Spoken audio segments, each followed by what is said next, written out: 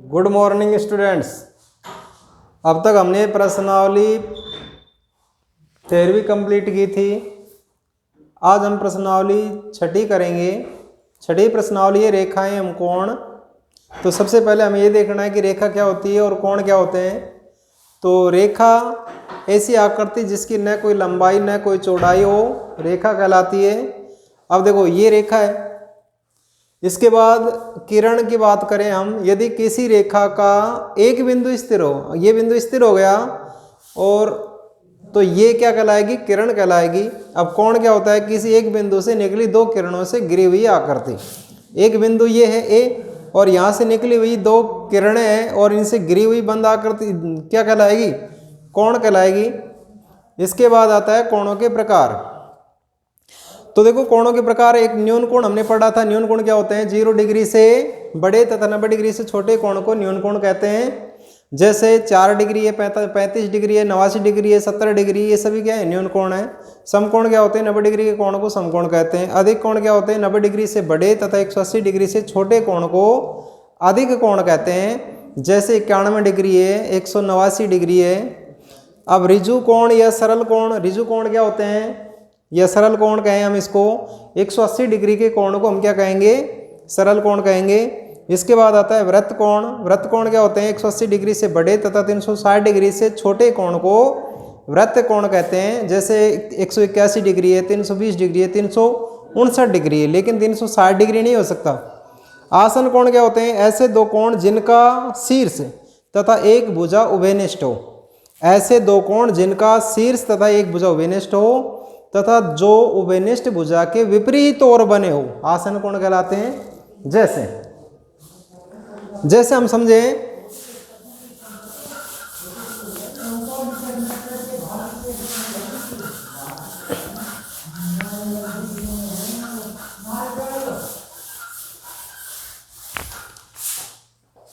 देखो यहां पर ए बिंदु है ए और यहां से देखो ये आ गए। देखो उभयनिष्ठ रेखा ये विपरीत ओर बने हुए ये जो कोण है ना, ये क्या कहलाएंगे? आसन कोण कहलाएंगे। ठीक है। इसके बाद आता है समपूरक कोण। इसके बाद क्या आता है? समपूरक कोण। समपूरक कोण क्या होते हैं? वे दो कोण जिनका योग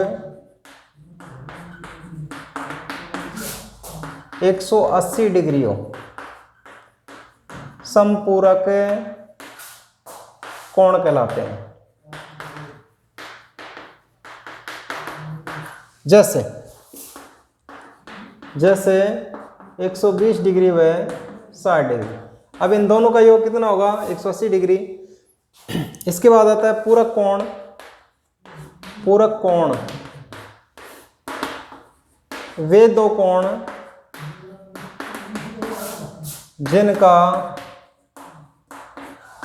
जिनका योग 90 डिग्री हो, वो क्या कहलाएंगे? वे आपस में पूरक कोण कहलाते हैं। जैसे 30 डिग्री व 60 डिग्री। अब आती है समांतर रेखाएं, या इससे पहले हम संगत कोण देखें या रेखिक युग्म कोण देखें। रेखिक युग्म, रेखिक युग्म कोण एक ही रेखा पर बने कोण रेखिक युग्म कोण कहलाते हैं। रेखिक युग्म कोण कहलाते हैं। जैसे मान लीजिए ये रेखा है और इस पर ये जो कोण बने हैं, ये सभी कोण क्या कहलाएंगे? रेखिक युग्म कोण कहलाएंगे। यहां पर देखो रेखिक युग्म जो कोण होते हैं ना, रेखिक युग्म कोणों का योग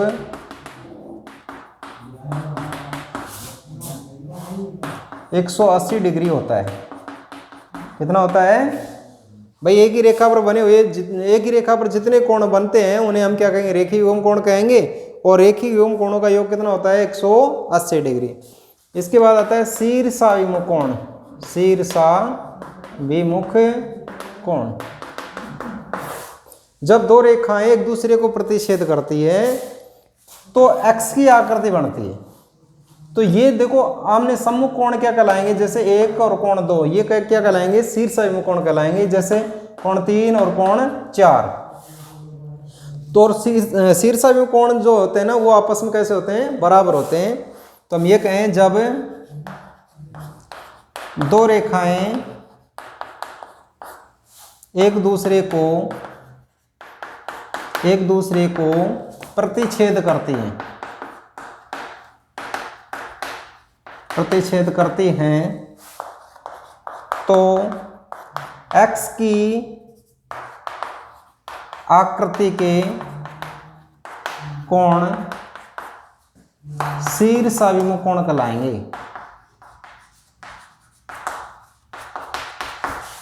कहलाते हैं। और शीर्षाभिमुख कोण जो होते हैं ना, शीर्षाभिमुख कोण आपस में बराबर होते हैं। जैसे देखो कोण 1 बराबर है कोण 2 तथा कोण 3 बराबर है कोण 4। तो ये क्या कहलाएंगे? शीर्षाभिमुख कोण। दोबारा समझिए, शीर्षाभिमुख कोण क्या होते हैं? जब दो रेखाएं एक दूसरे को प्रतिच्छेद करती हैं तो x की आकृति बनती है और x की आकृति के जो कोण है ना वो क्या कहलाएंगे? शीर्षाभिमुख कोण। तो ये x की आकृति बन रही है, ये सम्मुख कोण क्या कहलाएंगे? शीर्षाभिमुख कोण। शीर्षाभिमुख कोण आपस में कैसे होते हैं? बराबर होते हैं।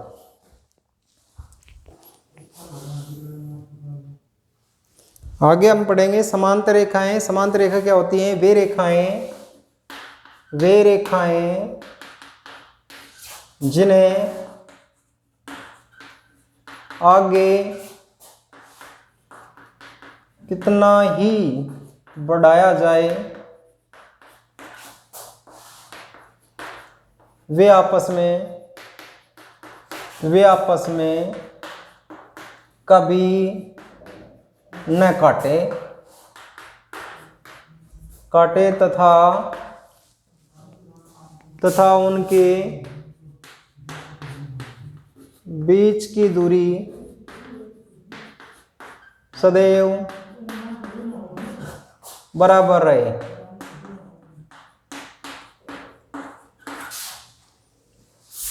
जैसे ये है, देखो ये समांतर रेखाएं हैं, इनके बीच की दूरी हमेशा बराबर रहेगी।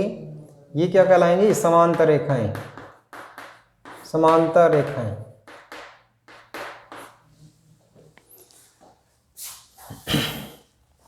इसके बाद आती है तिर्यक रेखा।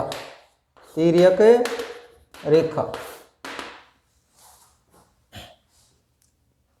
तिर्यक रेखा क्या होती है? जब दो समांतर रेखा कोई रेखा काटती है तो उसे हम क्या कहेंगे? तिर्यक रेखा। जब दो समांतर रेखाओं को कोई अन्य रेखा काटती है तो उसे तिर्यक रेखा कहते हैं।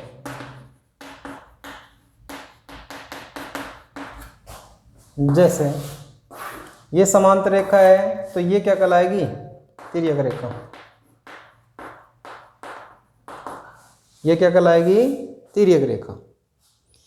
अब इसके बाद में देखो कोण बनते हैं एकांतर कोण। अब इनसे संबंधित प्रमेय भी है। एकांतर कोण है, संगत कोण है। और तो सबसे पहले हम एकांतर कोण देखेंगे। जब दो समांतर रेखा होगी, तिर्यक रेखा काटेगी तो यहाँ पर देखो जी ये आकृति बन रही है, जेड की आकृति। तो जेड की आकृति के जो कोण होंगे ना वो एकांतर कोण माने जाएंगे, और एकांतर कोण आपस में कैसे होते हैं? बराबर। देखो यहाँ पर ये जो कोण है ना ये इस कोण के बराबर होगा, एकांतर कोण। जैसे कोण 1 बराबर क्या होगा? कोण 2। ये कैसे कोण होंगे? एकांतर कोण। एकांतर कोण क्या होते हैं? जब दो समांतर रेखा को एक तिर्यक रेखा काटती है तो जेड की आकृति बनती है। कौन सी आकृति बनती है? जेड। तो ये ऐसे कोण क्या कहलाएंगे? एकांतर कोण कहलाएंगे। जैसे ये यहाँ पर देखो ये जेड बन रही है, तो यहाँ पर ये कोण 3 बराबर होगा कोण 4 के। तो कोण 1 बराबर होगा कोण 2 के, कोण 3 बराबर होगा कोण 4 के। इसके बाद आता है संगत कोण। जब दो समांतर रेखाओं की तिर्यक रेखा काटती है तो एफ की आकृति बनती है। देखो यहाँ पर एफ की आकृति ये बन रही है, ये एफ बन रहा है। तो यहाँ ऊपर देखो ये 5 है और ये 6 है, तो यहाँ ऊपर के कोण देखो ये 5 कोण 4 के बराबर होगा, कोण 1 कोण 6 के बराबर होगा। ये कैसे कोण माने जाएंगे? संगत कोण। ऐसे ये 7 और ये 8।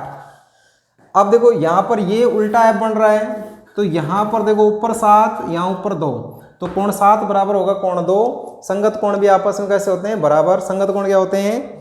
जब दो समांतर रेखा को एक तिर्यक रेखा काटती है और एफ की आकृति बनती है तो उसे हम क्या कहेंगे? संगत कोण। यहाँ पर देखो इस रेखा से ऊपर 5 है, इस रेखा से ऊपर कितना है? 4, तो ये आपस में कैसे कोण है? संगत कोण है। संगत कोण आपस में कैसे होते हैं? बराबर। यहाँ पर देखो नीचे कितना है? 1, और यहाँ पर नीचे कितना है? 6, तो 1 बराबर होगा कोण 6 के। क्यों बराबर होगा? क्योंकि ये संगत कोण है। कोण 7 बराबर होगा कोण 2 के। क्यों बराबर होगा? क्योंकि ये संगत कोण है, एफ की आकृति कोण है। यहाँ नीचे कितना है? 3, यहाँ नीचे कितना है? 8, तो ये आपस में कैसे होंगे? बराबर होंगे। क्यों होंगे बराबर? क्योंकि ये संगत कोण है। अब देखो जब दो समांतर रेखा को एक तिर्यक रेखा काटती है तो तिर्यक रेखा के एक ही ओर अंतःकोण, समझिए, जब दो समांतर रेखा को एक तिर्यक रेखा काटती है तो तिर्यक रेखा के एक ही ओर के अंदर जो कोण है, एक ही ओर के अंदर वाले जो कोण है इनका योग 180 डिग्री होगा। कितना होगा? 180 डिग्री। याद रखना, जब दो समांतर रेखा की तिर्यक रेखा काटती है तो तिर्यक रेखा के एक ही ओर के अंतः कोणों का योग कितना होगा? 180 डिग्री। इसी प्रकार यहाँ पर 3 और 4, तो कोण 3 प्लस में कोण 4, इनका योग कितना होगा? 180 डिग्री।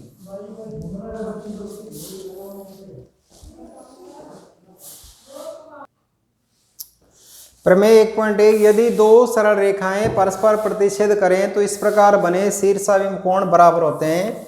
देखो दो सरल रेखाएं, ये दो सरल रेखाएं हैं जो एक दूसरे को प्रतिच्छेद करती हैं।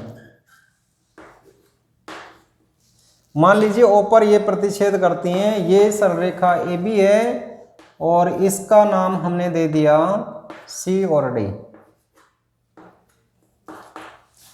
तो इस प्रकार बने शीर्षाभिमुख कोण आपस में कैसे होते हैं? बराबर। तो शीर्षाभिमुख कोण देखो ये इस कोण के बराबर, तो ये कोण 1 नाम दे दें, ये कोण 2 नाम दे दें, इसको कोण 3 और इसको कोण 4। तो यहाँ पर दिया हुआ क्या है? सबसे पहले देखें हम, दिया हुआ है तो इस तरीके से करेंगे। सबसे पहले दिया हुआ लिखेंगे, फिर हमें सीधे क्या करना है? रचना की है तो रचना के पद क्या है और उसके बाद उत्पत्ति। तो दिया हुआ है यहाँ पर दो सरल रेखाएं, दो सरल रेखाएं AB व CD बिंदु O पर प्रतिच्छेद करती। सिद्ध हमें क्या करना है भाई? सिद्ध करना है कोण 1 बराबर है कोण 2 तथा कोण 3 बराबर है कोण 4। ये हमें सिद्ध करना है। उत्पत्ति, रचना नहीं हो रही है इसमें, इसलिए उत्पत्ति लिखेंगे। तो यहां पर देखो, अगर हम यहां पर देखें तो ये अगर हम इसको मिटा दें तो ये एक सरल रेखा पर बने हुए कोण है। तो यहां पर हम क्या लिखेंगे? चूंकि कोण 1 व कोण 4 एक ही रेखा AB पर बने कोण है, इसलिए इसलिए कोण 1 प्लस कोण 4, रेखिक युग्म कोणों का योग कितना होता है 180 डिग्री। क्यों होगा? क्योंकि ये रेखिक युग्म है। इसको हम समीकरण नाम देते हैं 1। तथा इसी प्रकार देखो ये अब यहां पर ये सरल रेखा है CD, तो इसका मतलब ये हुआ अब ये जो CD है ना, CD पर बने हुए कोण है 2 और कोण 4, तथा कोण 2 व कोण 4 भी एक ही रेखा CD पर बने हुए हैं, CD पर बने कोण है, इसलिए इन दोनों का योग भी कितना होगा कोण 2 प्लस में कोण 4, इनका मान भी कितना होगा भाई 180 डिग्री। क्यों होगा? क्योंकि ये भी कैसे हैं रेखिक युग्म कोण है। तो इसको समीकरण नाम दे दे 2। समीकरण 1 भी 180 डिग्री के बराबर है, समीकरण 2 भी 180 डिग्री के बराबर है, इसलिए दोनों पद आपस में बराबर हो गए। तो यहां पर लिखें हम 1 व 2 से कोण 1 प्लस में कोण 4 बराबर कोण 2 प्लस में कोण 4 का हम इधर पक्षांतरण करें तो कोण 1 प्लस में कोण 4, यहाँ पर कोण 4 लेके आए तो ये 4 इससे कट जाएगा क्योंकि ये प्लस का ये माइनस का, तो कोण 1 बराबर क्या होगा कोण 2। जैसे हमने इसको सिद्ध किया इसी प्रकार हम कोण 3 बराबर कोण 4 भी सिद्ध कर सकते हैं। तो इस तरीके से हमें इस प्रमेय को करना है। आज के लिए इतना ही, धन्यवाद।